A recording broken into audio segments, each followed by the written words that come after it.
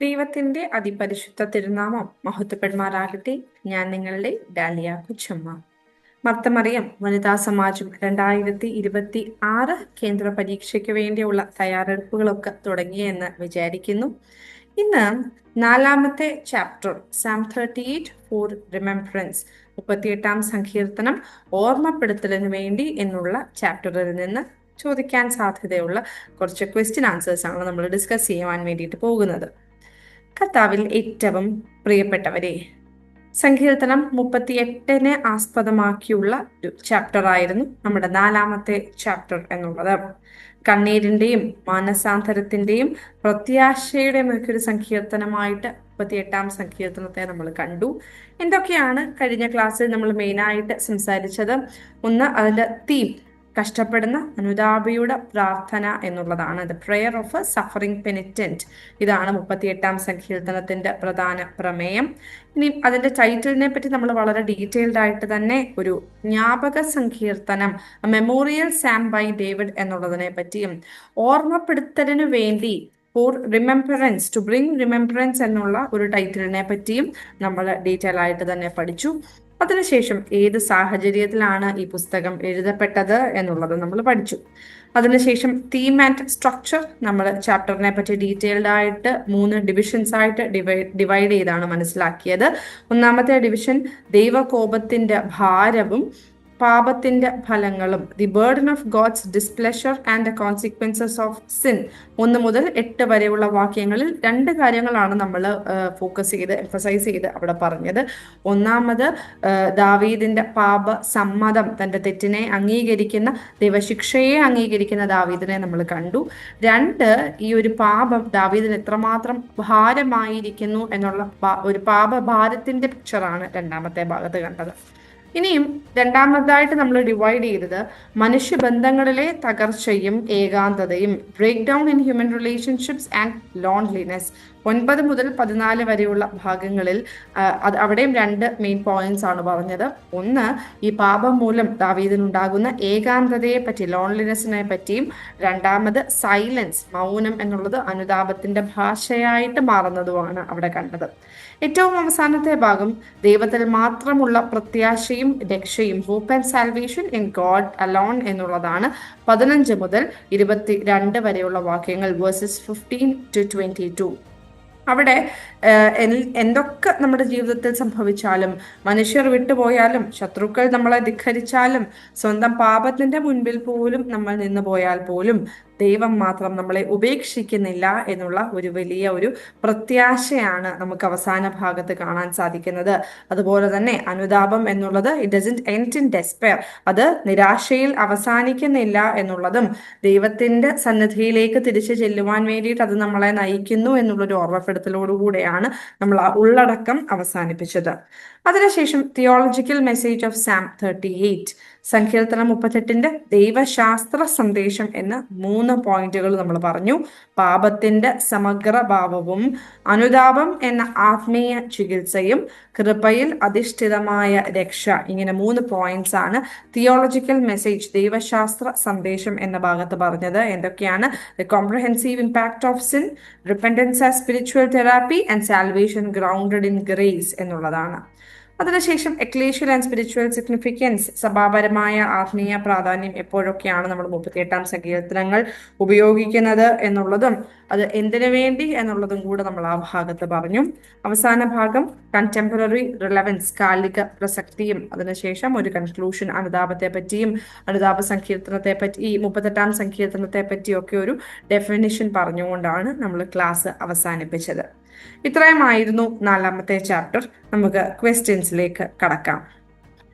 ഒന്നാമതായി, Psalm 38 deserves special attention, explain. സങ്കീർത്തനം 38 പ്രത്യേക ശ്രദ്ധ അർഹിക്കുന്നു, വിശദീകരിക്കുക.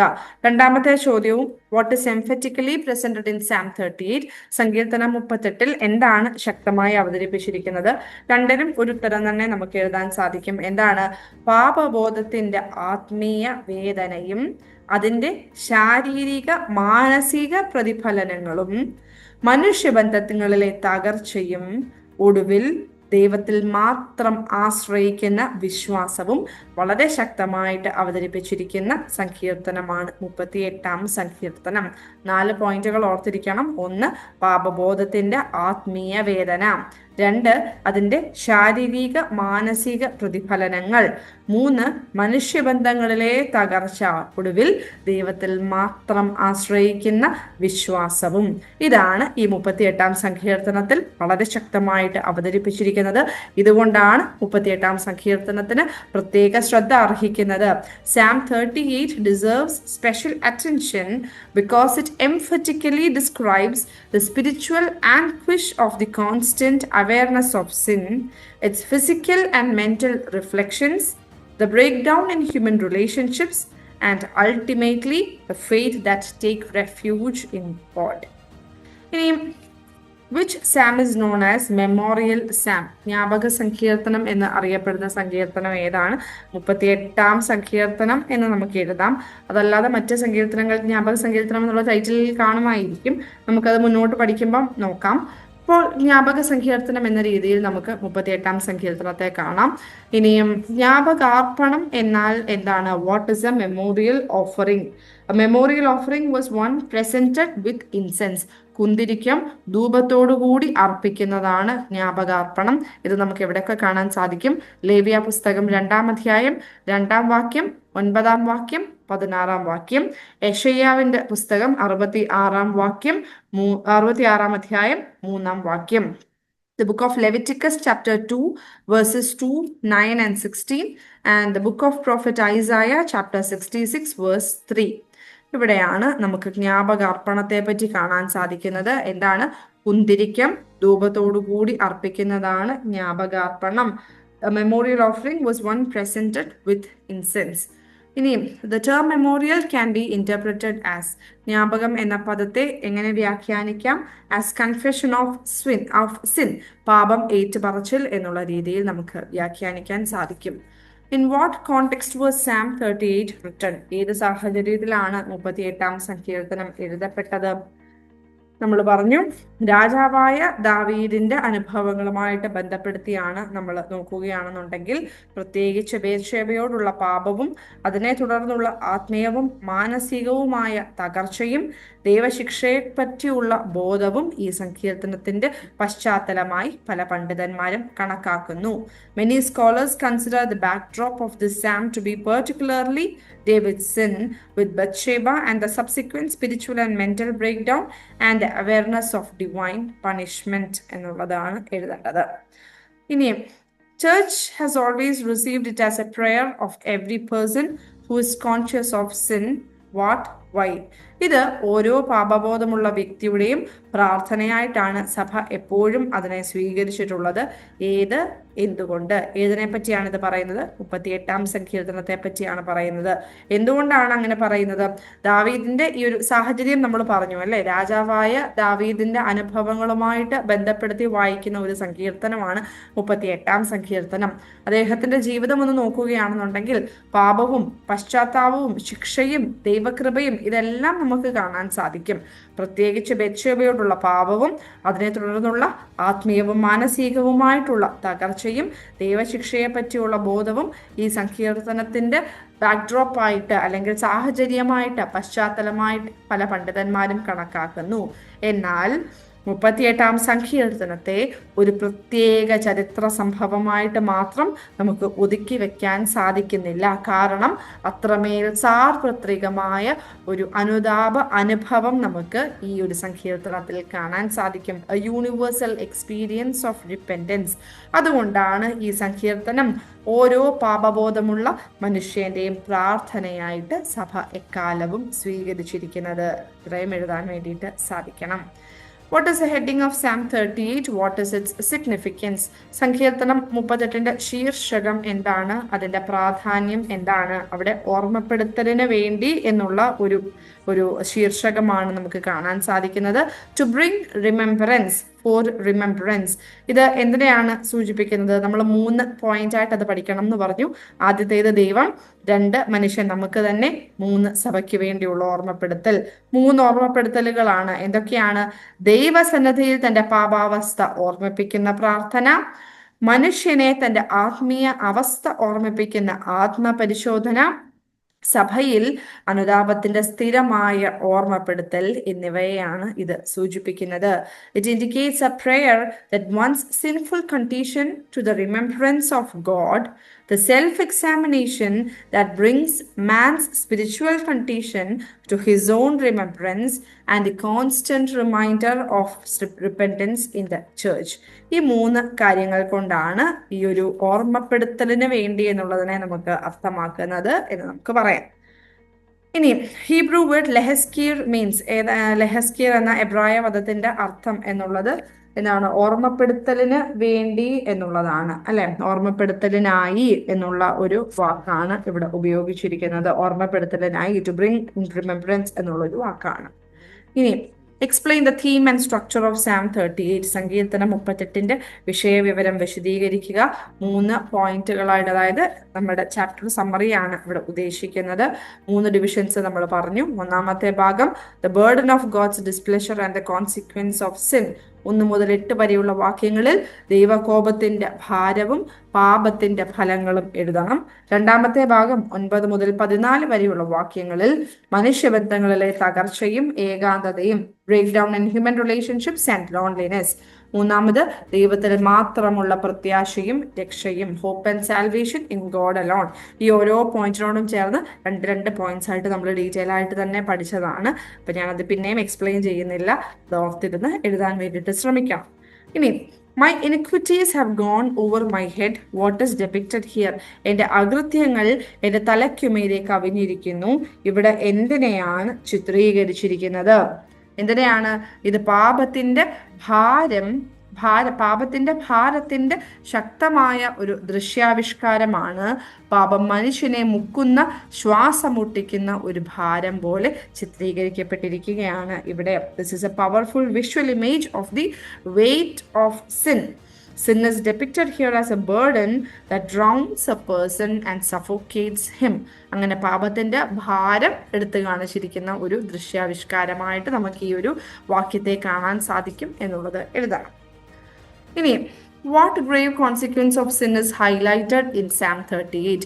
നമ്മൾ ഇതുവരെ പറഞ്ഞുള്ള ചാപ്റ്റേഴ്സിനെക്കാട്ടിലും എല്ലാം 38-ാം സങ്കീർത്തനത്തിൽ പാപത്തിന്റെ ഗൗരവമേറിയ ഒരു ഫലമായിട്ട് എടുത്തു കാണിച്ചിരിക്കുന്നത് ഏതാണ്? ഏകാന്തത എന്നുള്ളതാണ്, അല്ലെ? A grave consequence of sin is that it isolates a person. ഒരു മനുഷ്യന്റെ ഏകാന്തതയാണ് ഇവിടെ എടുത്തു കാണിച്ചിരിക്കുന്നത്. പാപത്തിന്റെ മറ്റൊരു ഗൗരവമേറിയ ഫലം മനുഷ്യനെ ഏകാന്തനാക്കുന്നു എന്നുള്ളതാണ്. അതാണ് Psalm 38ന്റെ ഒരു പ്രത്യേകം കീവേഡായിട്ട് ഓർത്തിരിക്കുക. മനുഷ്യനെ ഏകാന്തനാക്കുന്നു, മനുഷ്യന്റെ ബന്ധങ്ങളൊക്കെ തകർന്നു പോകുന്നു പാപം കാരണം എന്നുള്ളതാണ് 38-ാം സങ്കീർത്തനത്തിൽ മറ്റ് സങ്കീർത്തനങ്ങളെ വെച്ച് നോക്കുമ്പോൾ നമ്മൾ എടുത്ത് ശ്രദ്ധിച്ചിരിക്കുന്ന ഒരു കാര്യം. I am like the one who does not hear, and in whose mouth there are no rebukes. What spiritual stance is emphasized here? കേൾക്കാത്തവനും വായ് തുറക്കാത്തവനെയും പോലെ ഞാൻ ആയിരിക്കുന്നു. ഇത് ഏത് ആത്മീയ നിലപാടാണ് ഇവിടെ നമുക്ക് കാണാൻ സാധിക്കുന്നത്, അല്ലെങ്കിൽ ഇവിടെ ഊന്നി പറയുന്നത്? ഇത് അനുതാപത്തിന്റെ ഒരു ആത്മീയ നിലപാടാണ്. സ്വയം ന്യായീകരണം ഉപേക്ഷിച്ച് ദൈവസന്നിധിയിൽ നിശബ്ദനായി നിൽക്കുക എന്നുള്ളത്. അനുതാപത്തിന്റെ ഒരു ആത്മീയ നിലപാടാണ് നമുക്കിവിടെ കാണാൻ സാധിക്കുന്നത്. സ്വയം ന്യായീകരണം എല്ലാം ഉപേക്ഷിച്ചുകൊണ്ട് ദൈവസന്നിധിയിൽ നിശബ്ദനായി നിൽക്കുക എന്നുള്ളതാണ്. This is a spiritual stance of repentance, abandoning self-justification and standing silent before God എന്നുള്ളത് എഴുതണം. ഇനി what is the theological message of Psalm 38? 38-ാം സങ്കീർത്തനത്തിന്റെ ദൈവശാസ്ത്ര സന്ദേശം എന്താണ്? ഇമ്പോർട്ടന്റ് ആയിട്ടുള്ള 3 പോയിന്റ്സ് ആണ്, അത് ഓർത്തിരിക്കണം. പാപത്തിന്റെ സമഗ്ര പ്രഭാവം, the comprehensive impact of sin. ഒന്നാമത് 38-ാം സങ്കീർത്തനം നമ്മളെ മനസ്സിലാക്കുന്നത് എന്താണ്? പാപം ആത്മാവിനെയും ശരീരത്തെയും മനസ്സിനെയും സാമൂഹിക ബന്ധങ്ങളെയും എല്ലാം ബാധിക്കുന്നു എന്നുള്ളതാണ്. The sin affects the soul, the body, the mind and social relationships all at once. ഇത് ഓർത്തഡോക്സ് ഒരു വ്യൂവിൽ നോക്കുകയാണെന്നുണ്ടെങ്കിൽ ഒരു മനുഷ്യന്റെ സമഗ്ര പതനമാണ്, ഹോളിസ്റ്റിക് ഫോൾ, എല്ലാം നശിച്ചു പോകുന്ന ഒരു അവസ്ഥയെയാണ് ഇത് സൂചിപ്പിക്കുന്നത്. രണ്ടാമത്തെ പോയിന്റ്, അനുതാപം എന്ന ആത്മീയ ചികിത്സ. Repentance as spiritual therapy. സഭാപിതാക്കന്മാര് അനുതാപത്തെ ഒരു ആത്മീയ ചികിത്സയായിട്ട് കാണുന്നു. പ്രത്യേകിച്ച് 38 സങ്കീർത്തനം നോക്കുകയാണെന്നുണ്ടെങ്കിൽ ഇവിടെ രോഗം പാപത്തിന്റെ ഫലമായിട്ടും ചികിത്സ ദൈവസന്നിധിയിലെ തുറന്ന സമ്മതമായിട്ടും സൗഖ്യം ദൈവകൃപയായിട്ടും ചിത്രീകരിച്ചിരിക്കുന്നത് വളരെയധികം പ്രസക്തിയുള്ളതാണ്. Illness as a consequence of sin and healing as a confession in God's presence and recovery as God's grace. ഇനി മൂന്നാമത്തെ പോയിന്റ്, കൃപയിൽ അധിഷ്ഠിതമായ രക്ഷ, സാൽവേഷൻ ഗ്രൗണ്ടഡ് ഇൻ ഗ്രേസ് എന്നുള്ളതാണ്. സങ്കീർത്തനക്കാരൻ തന്റെ യോഗ്യതയിലല്ല, എന്നാൽ ദൈവത്തിന്റെ കൃപയിലാണ് ആശ്രയിക്കുന്നത് എന്ന് നമുക്ക് മൂന്നാമത് ഈ 38 സങ്കീർത്തനത്തിൽ നിന്ന് മനസ്സിലാക്കാൻ സാധിക്കും അല്ലേ. The psalmist takes refuge in God's mercy. ഇത് ഒരു പഴയ നിയമ സത്യത്തെയാണ് വെളിപ്പെടുത്തുന്നത്. ദൈവവുമായിട്ടുള്ള ബന്ധം എന്നുള്ളത് it is not a legalistic justice. അത് ഒരു നിയമപരമായിട്ടുള്ള ഒരു ഒന്നല്ല, മറിച്ച് അത് കൃപാധിഷ്ഠിതമായ ബന്ധമാണ് എന്നുള്ളതാണ്. നിയമവാദപരമായ നീതിയല്ല, കൃപാധിഷ്ഠിതമായ ബന്ധമാണ് എന്നുള്ളൊരു പഴയ നിയമ സത്യത്തെയാണ് നമുക്കവിടെ കാണാൻ സാധിക്കുന്നത്. ഈ 3 പോയിന്റ്സ് എഴുതാൻ സാധിക്കണം. Theological message of Psalm 38. What is an example of the holistic fall of man? ഒരു മനുഷ്യന്റെ ശരീരവും മനസ്സും ആത്മാവും മാത്രമല്ല, അവന്റെ സൗഹൃദ ബന്ധങ്ങൾ അതുകൂടി നശിക്കുമ്പോഴാണ്, സാമൂഹിക ബന്ധങ്ങളും കൂടെ നശിപ്പിക്കുമ്പോഴാണ് അതൊരു മനുഷ്യന്റെ സമഗ്ര പതനത്തിന് ഉദാഹരണമായിട്ട് മാറുന്നത്. ഇനി 16ാമത്തെ question, which Old Testament truth is powerfully expressed in Psalm 38? 38 സങ്കീർത്തനത്തിൽ ഏത് പഴയ നിയമ സത്യം ശക്തമായി വെളിപ്പെടുത്തിയിരിക്കുന്നു? നിയമവാദപരമായ നീതിയല്ല, കൃപാധിഷ്ഠിതമായ ബന്ധമാണ് ദൈവവും മനുഷ്യനും തമ്മിലുള്ള ബന്ധം എന്നുള്ളതാണ് 38 സങ്കീർത്തനം കാണിക്കുന്നതായിട്ടുള്ള പഴയ നിയമ സത്യം എന്നുള്ളത്. The relationship between God and man, it is not one of the legalistic justice but of grace grounded fellowship എന്നുള്ളതാണ്. ഇനി 17ാമത്തെ question, what is the ecclesial and spiritual significance of Psalm 38?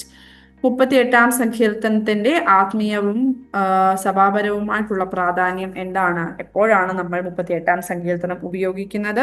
Malankara orthodox സഭയിൽ ഉപവാസകാലങ്ങളിലും അനുതാപ പ്രാർത്ഥനകളിലും വ്യക്തിഗത ആത്മപരിശോധനയിലുമൊക്കെ 38 സങ്കീർത്തനം വായിക്കപ്പെടുന്നു.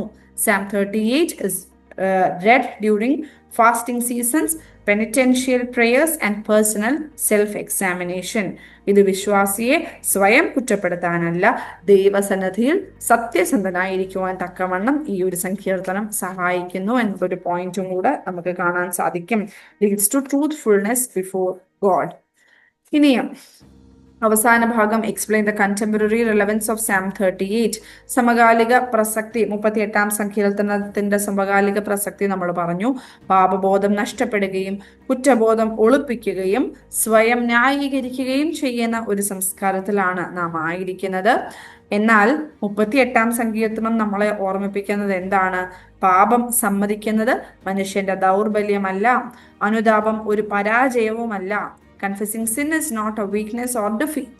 ദൈവസന്നിധിയിലെ കണ്ണുനീർ വിശ്വാസിയുടെ ആത്മീയ ശക്തിയാണ്. Tears before God are the spiritual strength of a believer. ഇതാണ് ആ ചോദ്യത്തിനുള്ള ഉത്തരം. ഇനിയും 19, dash is a silent cry rising from the depths of the human heart. Dash എന്നത് മനുഷ്യഹൃദയത്തിന്റെ ആഴങ്ങളിൽ നിന്ന് ഉയരുന്ന ഒരു നിശബ്ദ നിലവിളിയാണ്. അനുതാപം എന്നുള്ളതാണ്. Repentance is a silent cry. ഇനിയും dash are the spiritual strength of a believer. Dash എന്നത് ഒരു വിശ്വാസിയുടെ ആത്മീയ ശക്തിയാണ്. ദൈവസന്നിധിയിലെ കണ്ണുനീർ. ടിയേഴ്സ് ബിഫോർ ഗോഡ് എന്നുള്ളതാണ് അതിന്റെ ഉത്തരം. What model is depicted in Psalm 38? 38 സങ്കീർത്തനത്തിൽ ഏത് മാതൃകയാണ് ചിത്രീകരിച്ചിരിക്കുന്നത്? പാപം അംഗീകരിച്ചുകൊണ്ട് ദൈവകരുണയിൽ ഉറച്ചു നിൽക്കുന്ന ഒരു വിശ്വാസിയുടെ മാതൃകയാണ് 38 സങ്കീർത്തനം നമുക്ക് കാണിച്ചു തരുന്നത്. The Psalm 38 depicts the model of a believer who stands firm in God's divine mercy even while acknowledging the reality of his sinfulness. തന്റെ പാപം അംഗീകരിക്കുന്ന സമയത്തും ദൈവകരുണയിൽ ഉറച്ചു നിൽക്കുന്ന ഒരു വിശ്വാസിയുടെ മാതൃകയാണ് 38-ാം സങ്കീർത്തനം നമ്മുടെ മുമ്പിലേക്ക് വെക്കുന്നത്. ഇനി confessing sin is not dash, repentance is not dash. പാപം സമ്മതിക്കുക എന്നുള്ളത് നമ്മളെ ഭയപ്പെടുത്തുന്നില്ല, മറിച്ച് ദൈവകൃപയുടെ ആഴത്തിലേക്ക് നയിക്കുകയാണ് ചെയ്യുന്നത് എന്നുള്ളതാണ്. അതല്ല അല്ലെ, confessing sin is not dash, repentance is not. പാപം സമ്മതിക്കുക എന്നുള്ളത് മനുഷ്യന്റെ ദൗർബല്യമല്ല, അനുതാപം ഒരു പരാജയവുമല്ല എന്നുള്ളതാണ്. Okay, confessing sin is not human weakness and repentance is not defeat എന്നുള്ളതാണ് ആ ഒരു ചോദ്യത്തിന്റെ ഉത്തരം. അപ്പൊ ഇത്രയൊക്കെയാണ് ആ ഒരു. ഇനി ഇതിൽ കൂടുതൽ ക്വസ്റ്റ്യൻസ് ഉണ്ടാക്കാം. അത് പതുക്കെ ചാപ്റ്റർ ഡീറ്റെയിൽ ആയിട്ട് പഠിക്കുക, ലൈൻ ബൈ ലൈൻ പഠിക്കുക, മനസ്സിലാക്കുക, കൂടുതൽ ചോദ്യങ്ങൾ ഉണ്ടാക്കുക, എന്നിട്ട് നന്നായിട്ട് പഠിക്കുക. ഈസി ആയിട്ടുള്ളൊരു ചാപ്റ്ററാണ്. നമുക്കിനിയും അടുത്ത ചാപ്റ്ററുമായിട്ട് അടുത്ത ക്ലാസ്സിൽ കാണാം. കേട്ടിരുന്ന എല്ലാവർക്കും ഒരുപാട് നന്ദി. ദൈവം നമ്മളെ ഓരോരുത്തരെയും വാഴ്ത്തി അനുഗ്രഹിക്കട്ടെ.